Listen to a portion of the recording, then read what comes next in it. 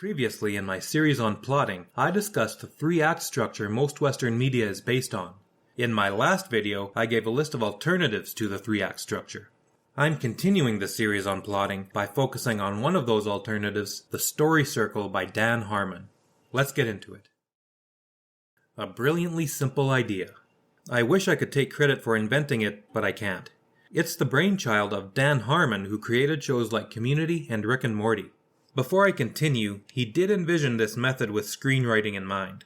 I don't think that needs to put anyone off if we aren't screenwriters. His techniques can apply just as well to the budding novelist. More, in fact, since we have a larger canvas to work from. The average screenplay is only 90 to 120 pages long, which isn't a lot of time to get your point across. As novelists, we have 300 or 400 pages to do the same job, and dare I say, we do it better. After all, everyone knows the book is better than the movie. You could use an even greater canvas if you wrote a 500-page beast of a book, and the outcome would be better yet. His premise is that every story can be expressed in 8 essential steps. I've noticed these steps still have many elements of The Hero's Journey by Joseph Campbell, though in a much simpler form. You could begin with the story circle and enrich your experience with it by gradually including elements of the hero's journey. First, I'd like to have a brief review of the 3-act structure. I go into much more detail on the 3-act structure and its alternatives in my articles and video series, so I won't here. But I want to have a brief review since the 3-act structure and story circle marry quite nicely. I'll get more into that near the end of the next video. Most stories in Western media contain 3 acts. An act is a section of the story that divides the action and is centered around one or more plot points. A plot point is an action that directly influences what happens next in the story. In the first act, we establish the normal world of the hero and offer exposition to establish the world and the story. In the second act, we have the rising action, which leads to the midpoint and crisis. The second act usually ends with a turning point where it looks like the hero and his allies will fail. The third act leads us to the pre-climax and the climax. The hero and his allies have reached the point of no return. This is where they must either prevail or perish, and this is where some of them do perish. Key allies are lost at this point. Then the story winds down in what's known as the denouement. This is where the life of the hero returns to normal. The first act takes about the first quarter of the story. The second act takes about half, and the third takes the final quarter or so of the story. Most novels have 10 to 12 chapters, but you can have as many as you like. For the sake of easy math, I'll say we're writing a book with 10 chapters. That means 2 to 3 chapters will be in the first act, 5 to 7 chapters will be in the second act, and 2 to 3 chapters will be in the third act. Now that we have a bird's eye understanding of the 3-act structure, let's take a look at the 8 stages of Harmon's Story Circle. Zone of comfort.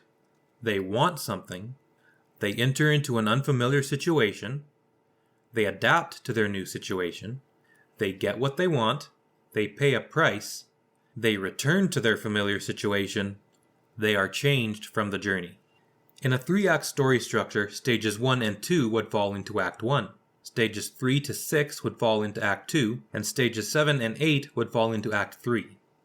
You may notice that if we're plotting a 3-act story, we have a very rough plot already. Let's break those down a bit using The Lord of the Rings, The Fellowship of the Ring as a guide. Stage 1, the Zone of Comfort.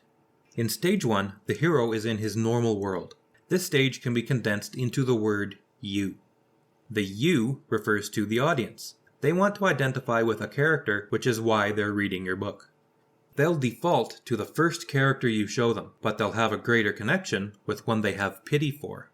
In The Fellowship, this is Frodo in the Shire preparing for his uncle's birthday.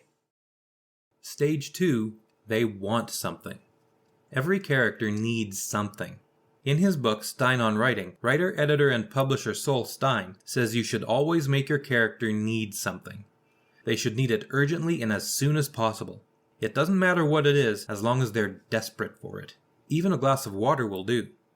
Frodo loves his idyllic life in the Shire, but part of him seeks adventure. You see this more in the books than the movie. The book highlights the fact that Frodo was part Took and a distant relative of Peregrine Took. Thus, while he loved the peace and quiet of the Shire, he also had a suppressed Tookish longing for adventure. On a grander scale, Gandalf informs Frodo that he possesses the Ring of Power and warns him of its danger. Often the hero initially refuses the call to adventure here, and so does Frodo. Again, more in the books than the movie. In the movie, Frodo's flight from the Shire was a hurried affair. Frodo bolted out the door with the Nazgul hot on his trail. But in the book, Frodo gets a visit from Gandalf and learns he possesses the One Ring on April 13th. Rather than a hurried flight from the Shire, Frodo didn't embark for Rivendell until September 23rd, the day after his 50th birthday. That's a full 6 months of hemming and hawing before Gandalf was able to get him moving with a gentle kick in the pants. And in a 3-act structure, this would be the end of Act 1. Stage 3. They enter an unfamiliar situation. This is where we find out what the story is all about. If there are aliens or killer robots, this is where we meet them.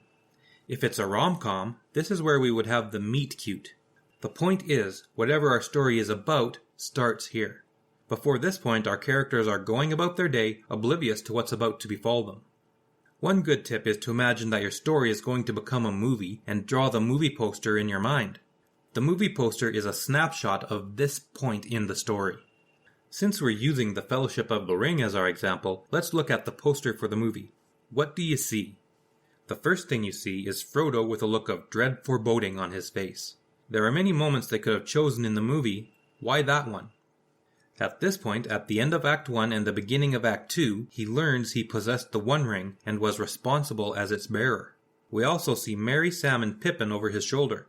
When do they join him? At the beginning of Act 2, when he starts his voyage out of the Shire. We see the rest of the Fellowship as well. We see Aragorn, who joins him in Bree, Gandalf, who sets him on the journey, and Legolas and Gimli, who meet him in Act 2, although later. We also see Arwen, introduced early in Act 2, and Galadriel. We also see Boromir blowing his horn just below Galadriel.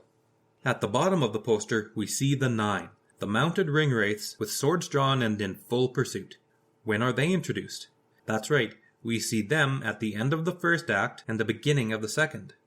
What we're dealing with here is also a journey into our subconscious mind. In Act 1, we discover the protagonist's secret longing.